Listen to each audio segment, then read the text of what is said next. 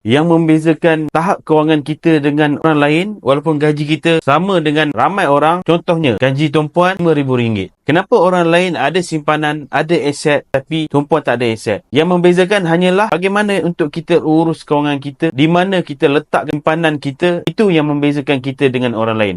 Bermula pada hari ini, urus kewangan dengan betul. Pastikan kita asingkan 10 hingga 15% sebagai simpanan. Pastikan simpanan kita diletakkan tempat yang betul. Cara tempat yang terbaik untuk kita simpan adalah dalam bentuk emas. Pastikan konsisten menyimpan emas kerana emas ini adalah wang sebenar. Kalis inflasi, kalis bocor, ia merupakan aset yang ramai orang terlepas pandang. Kerana untuk kita miliki aset-aset yang lain seperti harta tanah, rumah dan sebagainya, kita memerlukan nilai duit yang banyak untuk kita miliki. Tapi untuk miliki emas, terutamanya melalui akaun Masgap, tuan-puan boleh dapatkan aset dengan hanya serendah RM100. InsyaAllah bila konsisten, tuan-puan akan dapat hasilkan lihat aset kita semakin bertambah. Jadi kepada anda yang ingin mula tabungan emas, tekan di beg biru di bawah untuk saya bantu anda mula menabung sehingga capai matlamat tabungan anda.